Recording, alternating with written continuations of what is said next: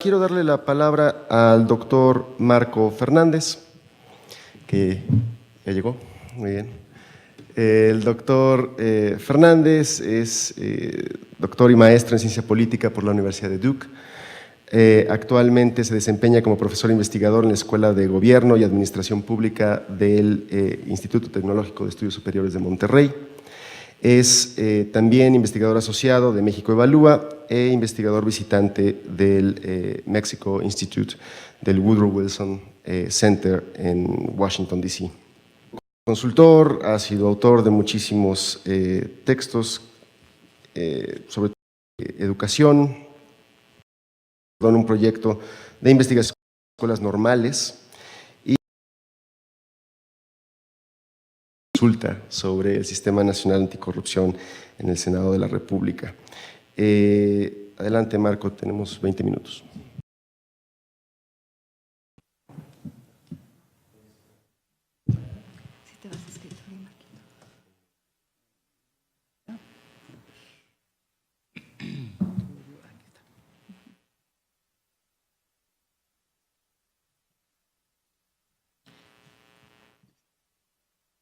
Perfecto. Muy buenos días. Gracias a los colegas del Colegio de México por la invitación. Una disculpa, había avisado con anticipación que llegaría tarde por otro compromiso. El día de hoy quisiera compartir con ustedes algunas reflexiones sobre los retos del federalismo en materia educativa.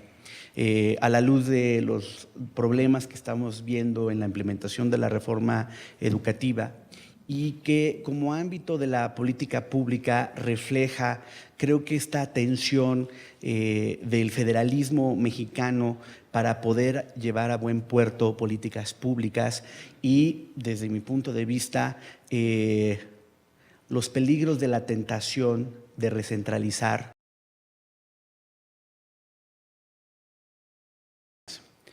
Muy brevemente, trataré de dar un panorama de cuáles son los retos en materia educativa, por un lado en el ámbito de acceso a los servicios educativos, en el ámbito de calidad educativa, convencerlos o darles evidencia del por qué no es un problema de finanzas públicas en términos de los recursos que estamos dando, sino hay un problema sustantivo de malgasto y corrupción, y en donde llega una reforma educativa que enfrenta una serie de problemas de gobernabilidad del sistema educativo que dificultan adecuadamente la implementación de esta reforma, y en donde, desde mi punto de vista, se refleja esta idea de que aquí aviente la piedra el que esté libre de culpa, porque por un lado hay muchas omisiones, errores por parte de las autoridades estatales en la forma en que condujeron y conducen la política educativa, pero también omisiones y errores muy importantes por parte del gobierno federal que nos llevan a la situación en la que estamos actualmente, con una reforma educativa que no termina de aterrizar y que tiene muchos desafíos por delante para moverse adelante. Y finalmente, a la luz de este diagnóstico, sí me gustaría invitarlos a la reflexión del por qué, a pesar de la mala reputación que tiene el federalismo mexicano, por todos los problemas en términos, por ejemplo, del comportamiento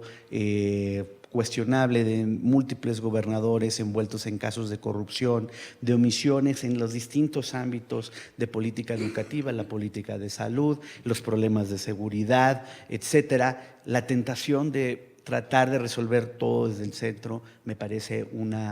error. Y me parece que es justo necesario tomarse muy en serio las lecciones del pasado más centralista y de los errores que se cometieron entonces, para ver por qué esta salida falsa del centralismo no nos va a llevar muy lejos. Rápidamente, en términos educativos tenemos un problema sustantivo que no hemos resuelto de acceso de oportunidades de educación, con inequidad en el acceso de las mismas y, peor aún, con una terrible calidad. Si vemos, por ejemplo, en el caso de la educación secundaria, a pesar de que esta es obligatoria desde 1992, no hemos logrado la cobertura universal del mismo. Y cuando empezamos a ver esta fotografía por los estados, pues vemos que hay estados que enfrentan retos aún más importantes en términos de la cobertura de este nivel educativo, siendo Chiapas, por ejemplo, el estado más emblemático con una cobertura solo del 72%. Y peor aún es la situación en la cobertura de los servicios de educación media superior, en donde recientemente, bueno, no tan reciente, hace algunos años el Congreso de la Unión estableció la obligatoriedad de este nivel a años luz de lograr una cobertura universal en el sector. Tan solo, por ejemplo, en el caso de Guerrero, pues solo hay acceso a esta oportunidad del 43% de los jóvenes, y eso sin considerar cómo vamos perdiendo a lo largo del avance de la pirámide educativa a muchos de nuestros jóvenes que van desertando de los servicios educativos por distintas razones. Justo en el acceso, una de las cosas que si uno empieza a ver los datos con mayor detalle, observamos que cuando llegan los jóvenes, por ejemplo, a secundaria, lo hacen con un problema de extraedad grave. Vienen atrasados por haber repetido año, y eso tiene un impacto enorme sobre su desempeño al interior del sistema educativo. Y, por ejemplo, en el caso de Guerrero, otra vez, otro de los estados caracterizados por problemas sustantivos de pobreza y marginación, 19% de quienes los estudios de secundaria lo hacen con un rezago importante. Lo mismo ocurre en el caso de educación media superior, y veamos que no es solamente una cuestión ligada, por ejemplo, a la riqueza de un estado. Nuevo León destaca por el 21% de sus jóvenes que entran a educación media superior, pero lo hacen con rezago importante. Y si esto lo ligamos a la fotografía anterior de problemas de la cobertura, empezamos a darnos cuenta de un problema serio en materia de oportunidades educativas. Tan solo los colegas del Instituto Nacional para la Evaluación de la Educación recientemente hicieron un cálculo de un indicador que es muy importante tomarse en cuenta, que es del 100% de los alumnos, por ejemplo, que entran a primaria. ¿Quiénes son los que egresan de forma oportuna en sus 6 años que así prevé 1, 2 o más ciclos, o de plano se pierde su información en el análisis estadístico? Solo el 76% de los niños que entran a educación primaria la terminan en sus 6 años como se prevé, y en el caso de la secundaria es el 81%. Es decir, si contamos todo el ciclo de la educación básica, solo el 54% de los estudiantes mexicanos terminan sus estudios en el tiempo que está esperando. Y después, cuando observamos el tema de la calidad que se ha mencionado de manera enfática en los últimos años, pues sí observamos que hay un problema mayúsculo de la incapacidad del sistema educativo mexicano para poder enseñarle los elementos básicos, ya no hablemos de cosas más sofisticadas, a nuestros jóvenes y a nuestros niños. No comprenden lo que leen y tienen serios problemas en los resultados del raciocinio matemático. Aquí una fotografía, perdón, el tamaño de la imagen, retrata otra vez que los estudiantes en el grado, digamos, de excelencia, por ejemplo, de la nueva prueba Planea, en el caso de matemáticas, pues es muy, pero muy pequeño. Solo 6.4% de nuestros alumnos evaluados están en los niveles más destacados del pensamiento matemático. Cuando vemos la perspectiva internacional, y aquí quisiera nada más aprovechar para señalar el que está en color morado, es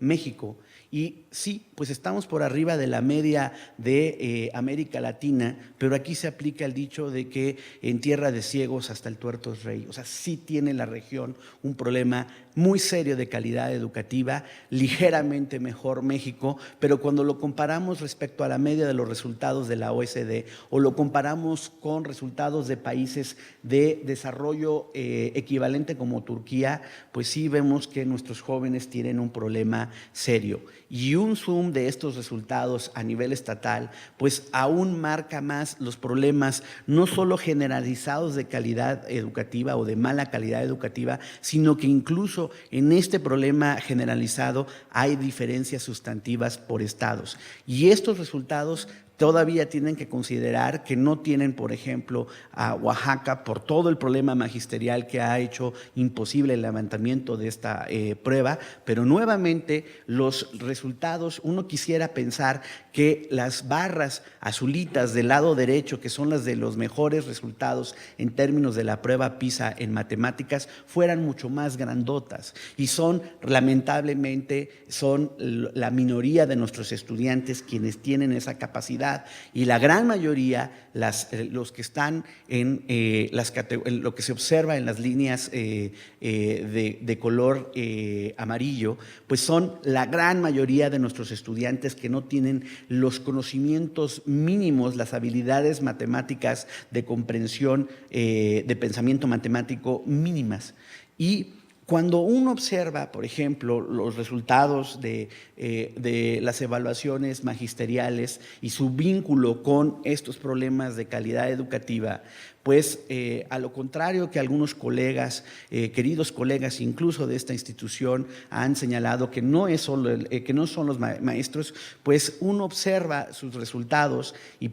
sí hay un problema del magisterio. Tan solo, por ejemplo, en los concursos de ingreso al servicio profesional docente, nosotros observamos todos los que están del lado de oscuro azul del lado izquierdo. Son todos los del primer concurso de ingreso al servicio profesional docente en la categoría insuficiente. Es decir, los aspirantes que egresaron de las escuelas normales o las instituciones de educación superior que estudiaron en la Pedagógica Nacional, etcétera, que presentan la evaluación y en su gran mayoría abrumadora están reprobando los exámenes. Y en este contexto es un problema de, por ejemplo, que el país no ha invertido lo suficiente en materia educativa y un análisis rápido de la forma en que se gasta en el sector, pues revela que no es un problema de recursos, sino es un problema nuevamente, como en distintas áreas de la política pública en nuestro país, de un correcto uso de los recursos y problemas reiterados de corrupción, lamentablemente, en las asignaciones presupuestales. Aquí simplemente veamos la evolución, por ejemplo, del gasto público en nuestro país en los últimos 15 años. O sea, México gasta el 5.4% de su PIB en materia educativa, que tiene su origen, insisto, en recursos públicos, y a eso se le suma la parte del 1.4% de recursos del sector privado. No es una cantidad menor respecto a la perspectiva internacional. Y uno observa, todavía estoy haciendo la actualización de muchos de estos datos, así que una disculpa que llegue solo hasta 2012, pero si uno observa, por ejemplo, el crecimiento del gasto educativo y su distribución entre nivel de responsabilidad, la reforma que había supuestamente descentralizado la educación en 1992 y que que realmente los estados tuvieran la responsabilidad de la administración de los servicios educativos y cada vez un papel mucho más activo en la forma de financiar estos servicios. Ustedes vean la evolución y estos servicios educativos mayoritariamente se siguen sosteniendo con recursos federales. El cambio en la participación del gasto federal, ya no se diga el municipal, que es prácticamente inexistente, prácticamente no se ha observado. 1992 uno ve la proporción y es muy similar a la proporción de los recursos que gasta los estados respecto a la federación en los últimos años. Y no tengo tiempo ahorita para ir todo el detalle de cómo fue la reforma del 92, todos sus efectos, pero un punto sí muy nodal que hay que entender es que en ese proceso político de entonces hubo una resistencia mayúscula del Sindicato Nacional de Trabajadores de la Educación por descentralizar la educación, porque se consideraba que estaba bajo peligro su subsistencia, bajo la tentación de fragmentar el sindicato en distintos sindicatos a nivel estatal. Logra, a pesar de tener el PRI una mayoría de 31 gobernadores, a pesar de tener todo el Senado, a pesar de tener la gran mayoría de la Cámara de Diputados, la gran mayoría de las presidencias municipales, difícilmente se puede imaginar condiciones políticas más propicias para tener el músculo de poder fragmentar al sindicato, y ni así en 1992 logra hacerlo el Estado mexicano. Y los grandes ganadores de este proceso, a pesar de su resistencia, precisamente son el magisterio, por lo que ustedes habrán escuchado de la doble negociación magisterial. Y si tienen duda de esto, veamos la comparación de cómo ha evolucionado el salario magisterial en términos de salarios mínimos antes y después de la descentralización. Y claramente la descentralización fue una política muy efectiva, muy buena para el magisterio. Y cuando uno empieza todavía a rascarle más el problema del uso de los recursos públicos, nosotros hicimos un estudio del censo educativo hace un par de años, cuando se trató de tener una fotografía del desastre administrativo del sector educativo. Y lo que observamos brevemente es que por lo menos 8.2% de la nómina tenía problemas de irregularidades que, si íbamos sumando las distintas categorías que el censo educativo detectó, podrían llegar hasta el 26%. Y en este desastre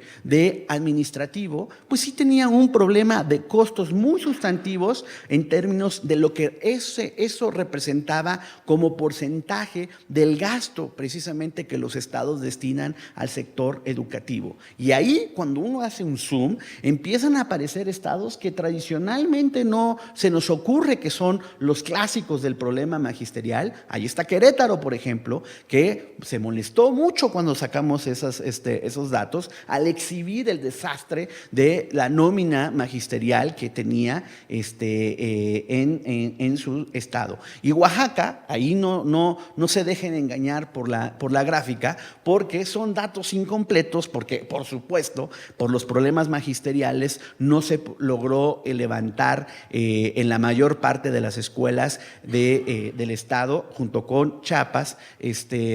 censo educativo. Y si esto no fuera suficiente para mostrarles el problema,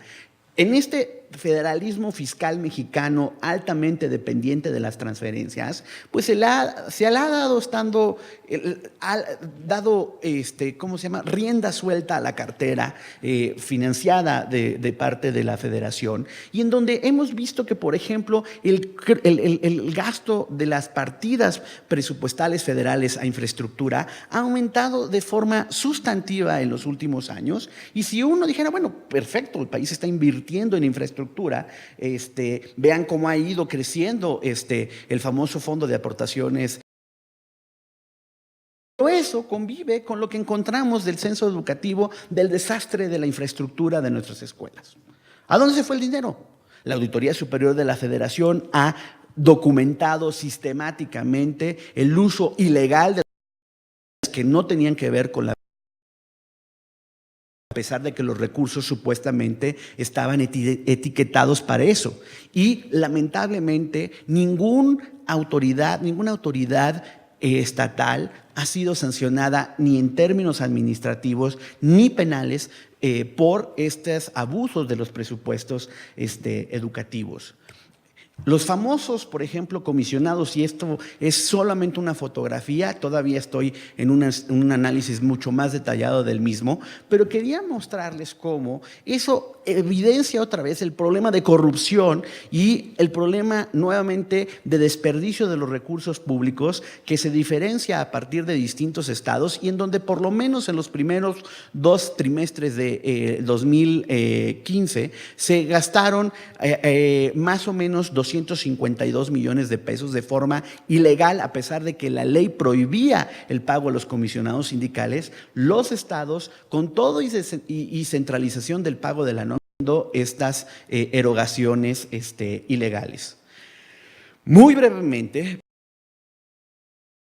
quisiera también poner sobre la mesa ese tan reiterado, cacareado argumento que desde mi punto de vista solo refleja una limitada capacidad analítica de que sí esto es un problema de voluntad política. Y cualquiera que estudie las características del federalismo mexicano podrá entender que hay muchos problemas de la institucionalidad de cómo opera el federalismo mexicano que no tienen nada que ver con cuestiones de voluntad política, que explican el problema de los malos resultados en materia educativa. Una descentralización que se hizo mal en el 1992 con una cosa que he llamado constantemente esta esquizofrenia político-legal administrativa, en donde los diseñadores de entonces, actuales de la reforma de 2013, no terminan de querer realmente que los estados se hagan adultos en términos de la responsabilidad de sus servicios educativos y ceden la administración de los servicios, pero mantienen aspectos clave de la política educativa en sus manos. Y la reforma de 2013 lo que hace es todavía recentralizar muchos de esos procesos bajo el diagnóstico de que los estados, como eran unos corruptos y no hacían bien sus responsabilidades educativas, necesitaban directrices desde el centro para poder establecer una política homogénea para mejorar la calidad y el acceso de oportunidades educativas. Y uno de los argumentos tan reiterados de esta administración, primero por el secretario Choi Fed y después por el secretario Nuño, es que uno de los claves de esta reforma era retomar el control del Estado mexicano sobre la política educativa. Y estos números, que todavía estoy actualizando, solo señalan que esa rectoría pues es bastante incompleta, porque cuando uno observa la capacidad del sindicato para capturar posiciones clave sobre el sistema educativo, inmediatamente entiende que estos actores se vuelven juez y parte. Autoridad siempre en el discurso de la resistencia de la reforma es: nosotros no somos autoridad, pero resulta que cuando hacemos un zoom sí son autoridad, porque muchos de ellos son secretarios de educación, subsecretarios, los directores generales de educación básica. Entonces, andar tirándole la bola a la autoridad como si ellos fueran no autoridad, me parece que los números revelan que eso no es y que estamos todavía lejos de recuperar esa rectoría del Estado. Muy rápidamente, y lo podremos discutir en la sesión de preguntas y respuestas,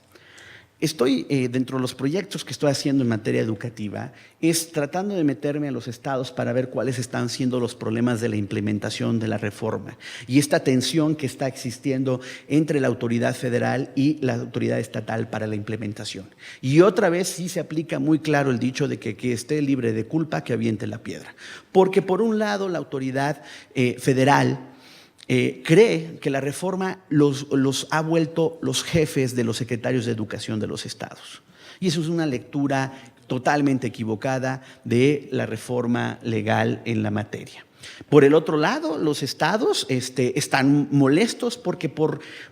distintas consecuencias de la reforma, por ejemplo, con la centralización de la nómina educativa, se les quita recursos sustantivos, las llamadas economías de la nómina magisterial, que era el diferencial de las plazas una vez jubiladas, que volvían a ser consideradas como plazas iniciales, y el diferencial de la lana la utilizaban para otras cosas, desde cosas legítimas en materia educativa hasta tranzas en materia electoral. Y ese dinero lo recentraliza la federación, pero muchas de las nuevas responsabilidades que la reforma establece, como por ejemplo el proveer tutorías a los nuevos docentes durante sus primeros 2 años, tienen que ser pagadas por parte de los estados. Y no se dieron las partidas presupuestarias para esto, sorpresa, sorpresa, del por qué esas tutorías no llegaron, y eso pone obviamente a los maestros molestos, dentro de otras tantas cosas, respecto a la forma en que se está haciendo la evaluación de los mismos. Y finalmente, voy muy rápido en esta parte, justo uno de los problemas que también se está evidenciando es la falta de transparencia en la forma en que se implementa la reforma, no solo hacia los docentes, sino en la sociedad en general, y datos para poder dar seguimiento puntual de la implementación. Sabemos que ha habido ahora supuestamente la estrategia de las 5 regiones y las reuniones periódicas que tiene la autoridad federal con los estados, discusiones ríspidas porque de repente les aparecen con indicadores de la evaluación, para evaluar la implementación de la reforma educativa, indicadores que ni siquiera consensaron con la autoridad educativa estatal, y en donde como no ha habido el compartir adecuadamente mucho de la información, comienza a haber una discusión de quién tiene la culpa respecto a problemas de la implementación. En la sesión de preguntas y respuestas me gustaría abordar más este punto a detalle. Solamente sí me gustaría dejar sobre la mesa un punto a discutir de forma sustantiva que creo, a la luz de lo que yo observo en el seminario, que es la parte sustantiva de esta tensión de cómo hacer el federalismo mexicano funcional. Las tentaciones de centralizar todo y de que la gran capacidad de profesionalismo de Estado desde la Federación solucionará el resto de las políticas públicas que afectan a los ciudadanos en los municipios, en los estados, me parece totalmente una falacia. Y si uno tiene dudas, por ejemplo, en materia educativa, solo observe problemas sustantivos de la nómina, problemas sustantivos de la implementación de la reforma, de la evaluación y demás en la Ciudad de México, donde el responsable de los servicios educativos es la Secretaría de Educación Pública. A nadie más, ahí no hay de echarle la bola a nadie, y ahí hay problemas sustantivos de la implementación de la reforma. Y entonces sí creo que